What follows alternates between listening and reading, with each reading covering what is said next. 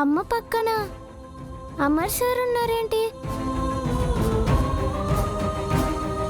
కొన్నాళ్ళు మీ అమ్మ అమర్ సార్లను భార్యాభర్తలని నువ్వు వాళ్ళ పాపవని అనుకోవాలి.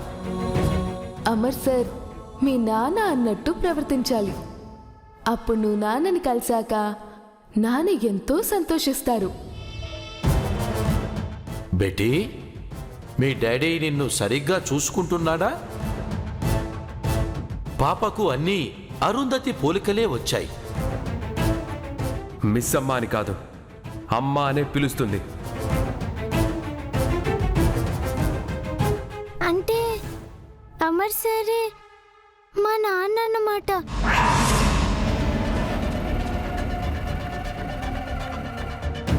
అమ్మ ఎక్కడుంది?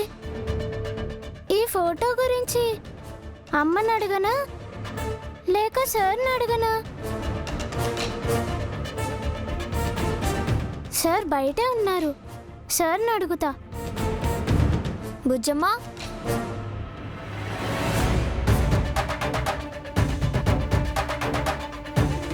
నువ్వు ఇక్కడేం చేస్తున్నావు? అక్క, అది అది ఏంటి ఫోటో?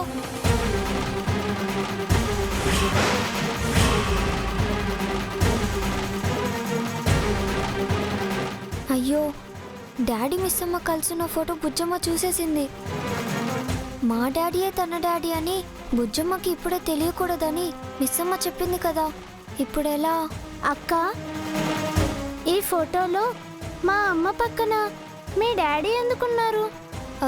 అది బుజ్జమ్మ, ఫోటో ఇవ్వక్క, మీ డాడీకి చూపించి నేను అడుగుతాను. ఎందుకు? నేను చెప్తాను కదా. ఈ ఫోటో వెనుక స్టోరీ ఏంటంటే, ఇది నా బర్త్డే రోజు తీసిన ఫోటో. నీ బర్త్డే రోజు మా అమ్మ మీ డాడీ కలిసి ఫోటో ఎందుకు దిగారు? అప్పట్లో మిస్ అమ్మ ఈ ఇంట్లో కేర్ టేకర్గా పనిచేసిందని నీకు తెలుసు కదా. అవును, నా బర్త్డే రోజు మిస్ అమ్మ ఇక్కడే ఉంది.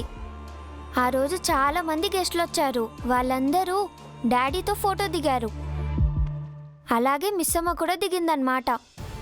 ఆ ఫోటోనే ఈ ఫోటో.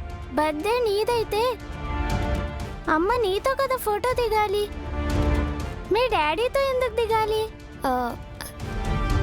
బుజ్జమ్మ, నీ బుజ్జి బుర్రలో లాజిక్ మిస్ అవ్వట్లేదే. ఎంతైనా నువ్వు మా అమ్మవి కదా.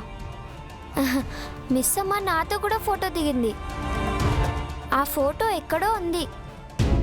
ఈ ఫోటో నీకెలా దొరికింది? ఈ ఫోటో ఎక్కడి నుంచి వచ్చిందో తెలియదక్క. నేను పెన్ తీసుకొని వస్తుంటే అప్పుడు కనిపించింది. సరే, ఇప్పుడు దీని గురించి మర్చిపో. రేపు మనకి ఎగ్జామ్ ఉంది కదా, చదువుకోవాలి కదా. రా, పైకి వెళ్దాం.